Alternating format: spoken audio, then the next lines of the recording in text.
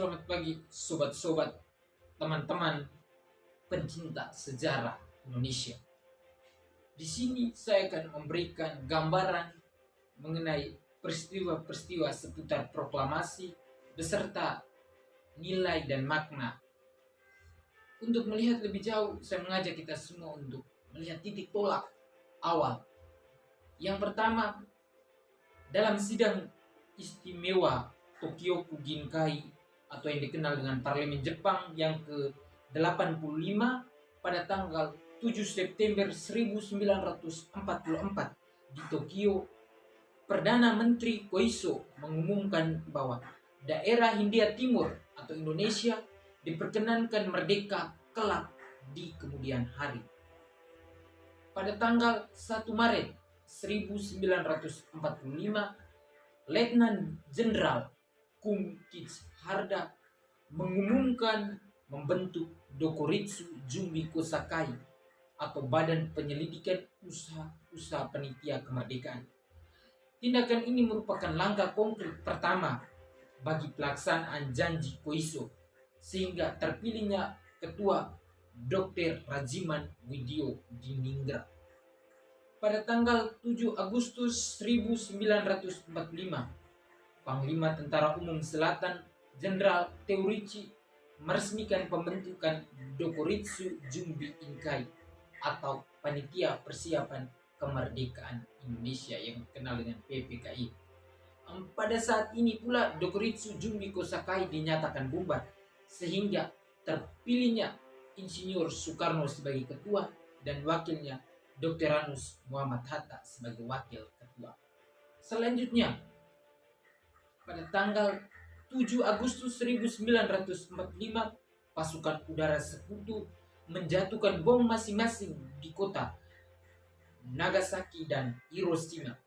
Hal ini mendorong Jepang untuk segera mengambil keputusan penting tentang bagaimana Indonesia ke depan.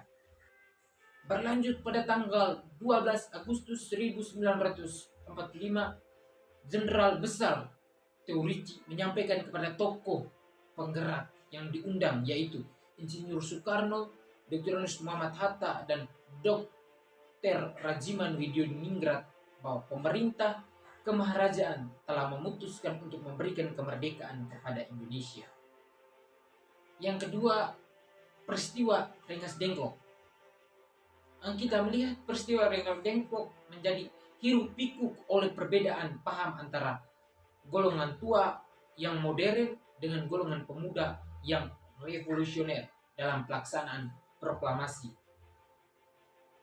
Pertama kita melihat golongan tua. Golongan tua adalah para anggota PPKI, Panitia Persiapan Kemerdekaan Indonesia, yang diwakili oleh Soekarno dan Hatta. Mereka adalah kelompok konservatif yang menghendaki bahwa pelaksanaan proklamasi harus melalui aturan, harus melalui PPKI sesuai dengan prosedur maklumat Jepang, yakni Jepang mengeluarkan surat Indonesia Merdeka pada tanggal 24 Agustus 1945. Dari golongan tua merasa bahwa meskipun Jepang telah memberikan mandat untuk tanggal 24 merdeka, namun kekuatan militer di Indonesia harus diperhitungkan demi menjaga hal-hal yang tidak diinginkan. Kontroversi dengan golongan muda. Menanggapi sikap konservatif golongan tua, golongan muda yang diwakili oleh para anggota PETA, organisasi PETA dan mahasiswa merasa kecewa. Mereka tidak setuju terhadap sikap golongan tua dan menganggap bahwa PPKI adalah bentuk Jepang, sehingga mereka menolak jika proklamasi dilaksanakan melalui PPKI.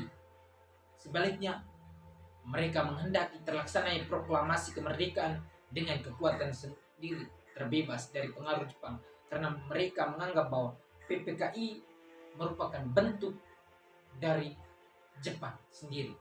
Sultan Syahrir menjadi tokoh pertama yang mendesak Soekarno dan Hatta untuk segera memproklamasikan kemerdekaan Indonesia. Tokoh penting Sultan Syahrir.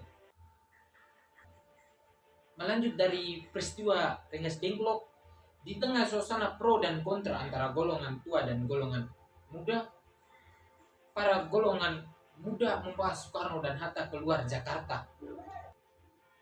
Pilihan ini diambil berdasarkan kesepakatan rapat terakhir untuk melaksanakan pengamanan Soekarno dan Hatta.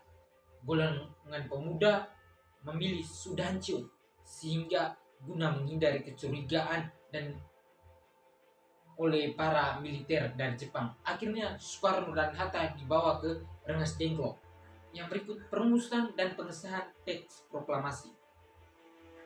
Peristiwa Rengas Dengklok telah mengubah jalur pikiran Soekarno dan Muhammad Hatta, di mana mereka berpikir telah menyetujui bahwa proklamasi kemerdekaan harus segera dikumandangkan. Soekarno dan Hatta tiba di Jakarta setelah dari Rengas Dengklok pada pukul 23 dan menuju ke kediaman Laksamana Maeda, merasa bahwa rumah Laksamana Maeda menjadi tempat yang aman. Alasan yang berikut hal ini dilakukan pertemuan Soekarno dengan Maijen Nasmura dalam rangka membahas proklamasi kemerdekaan yang akan dilaksanakan pada tanggal 17 Agustus 1945. Dalam pertemuan di rumah Laksamana Maeda dianggap menjadi tempat yang aman dari ancaman tindakan militer Jepang karena yang pertama alasannya karena Maeda merupakan kepala kantor perhubungan Angkatan Laut daerah kekuasaan Angkatan Darat di kediaman Maeda.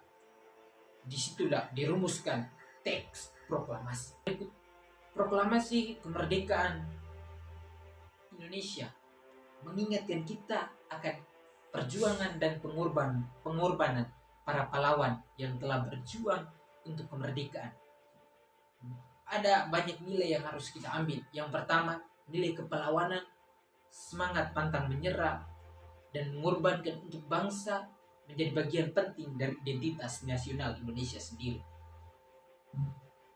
Makna dari proklamasi kemerdekaan. Yang pertama, identitas nasional yang kuat.